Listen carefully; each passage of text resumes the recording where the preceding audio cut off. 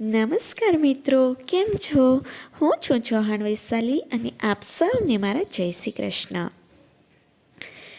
આજે આપણે વાત કરવાના છે એક રહસ્ય વિશે. આ રહસ્યથી તમને જે જોઈએ તે મળી શકે છે, જેમ કે સુખ, સ્વાસ્થ્ય, સમૃદ્ધિ વગેરે. તમે જે ઈચ્છો છો તે મેળવી શકો છો, કરી શકો છો તથા બની શકો છો. આ રહસ્યથી આપણે જે પસંદ કરીએ છીએ તે આપણને મળી શકે છીએ. એનાથી કોઈ ફરક નથી પડતો કે એ વસ્તુ ગમે તેટલી મોટી હોય કે ગમે તેટલી મોંઘી હોય. તમારે કેવા ઘરમાં રહેવું છે? તમે કરોડપતિ બનવા માંગો છો કે તમારે કેવા પ્રકારનો ધંધો કરવો છે? તમારે વધુ સફળ થવું છે? ખરેખર તમને શું જોઈએ છે? આ બધું જ આપણે આ રહસ્ય દ્વારા જાણી શકીએ છીએ. હવે તમને એવું થતું હશે કે આ રહસ્ય એટલે વળી શું?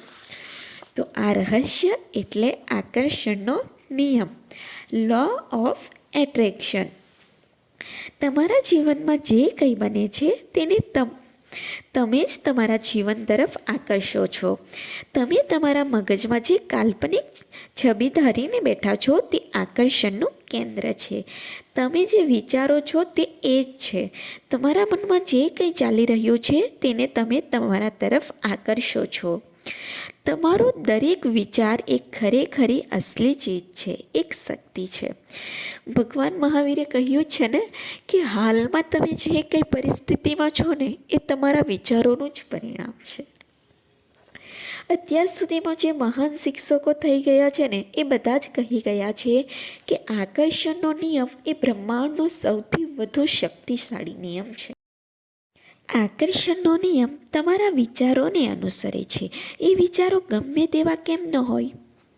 આકર્ષણના નિયમને સમજવાનો સહેલો ઉપાય એ જ છે કે હું મારી જાતને ચુંબક માનવા લાગું અને મને ખબર જ છે કે બીજું ચુંબક મારા તરફ આકર્ષશે.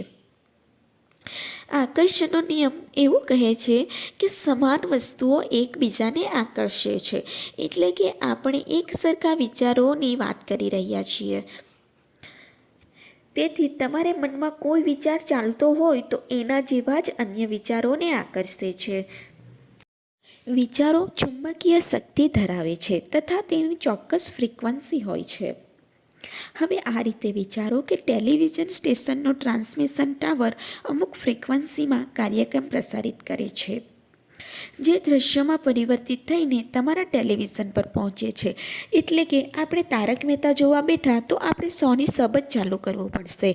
જો આપણે બીજી ચેનલ ચાલુ કરશું તો એ દેખાશે નહીં, બીજી ચેનલ દેખાશે. એટલે કે ધારો કે 13 નંબર પર 100ની સબ આવતું હશે તો આપણે 13 નંબર જ દબાવવો પડશે.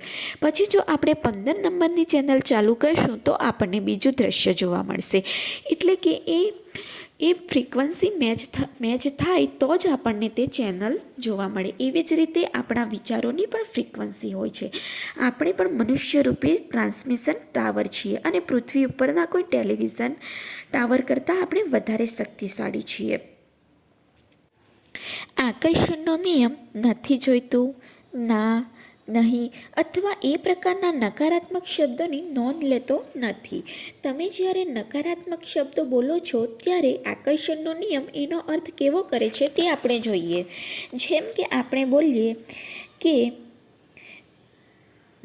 મારે મોડા પડવું નથી, ત્યારે આકર્ષણનો નિયમ એવું સમજશે, એટલે કે આપણું મન એવું સમજશે કે હું મોડો પડવા માંગુ છું. જો મને તાવ ન આવે તો સારું, પરંતુ એ કેવું સમજશે કે મને તાવ આવે એવું હું ઈચ્છું છું. એટલે કે આકર્ષણનો નિયમ તમે જેનો વિચાર કરો છો તે જ તમને આપે છે. તમે માનો કે ન માનો, તમે સમજો કે ન સમજો, આકર્ષણનો નિયમ એની રીતે કામ કરે જ છે. જેવી રીતે ગુરુત્વાકર્ષણનો નિયમ કામ કરે છે એવી જ રીતે આ આકર્ષણનો નિયમ પણ કામ કરે છે. જ્યારે આપણને શાળામાં ખબર પડી કે ગુરુત્વાકર્ષણનો નિયમ આપણે કંઈ પણ વસ્તુ ઉપર ફેંકીએ તો એ નીચે જ આવે છે, એ વસ્તુ જ્યારે આપણને ખબર પડી એ પહેલાં પણ કામ કરતો જ હતો. એ રીતે આ આકર્ષણનો નિયમ પણ જ્યારથી આપણે દુનિયામાં જન્મ લીધો છે ત્યારથી જ કામ કરી રહ્યું છે, પરંતુ આપણે આ રહસ્યથી અજાણ હતા. અત્યારે તમે જે વિચારો છો તે તમારી ભાવિ જિંદગી બનાવે છે. તમારા વિચારો દ્વારા જ તમે તમારી જિંદગી ઘડો છો. તમારી જિંદગી તમારા હાથમાં છે. તમે હાલમાં જ્યાં પણ હો અથવા તમારા જીવનમાં જે કંઈ બની ગયું હોય તો પણ સભાનપણે તમે વિચારોની પસંદગી કરો અને જુઓ તમારું જીવન બદલાય છે કે નહીં. આશા મરી પરવારી હોય એવી કોઈ સ્થિતિ નથી. તમારા જીવનમાં દરેક પરિસ્થિતિ બદલાઈ શકે છે. આકર્ષણના નિયમને તમે બધે જ જોઈ શકો છો. તમે દરેક વસ્તુને તમારા તરફ ખેંચી શકો છો. માણસો, વ્યવસાય, સંજોગો, સ્વાસ્થ્ય, સંપત્તિ, ઋણ, આનંદ, કાર, સમાજ, લોહચુંબકની માફક તમે આ તમામને તમારા તરફ ખેંચી શકો છો.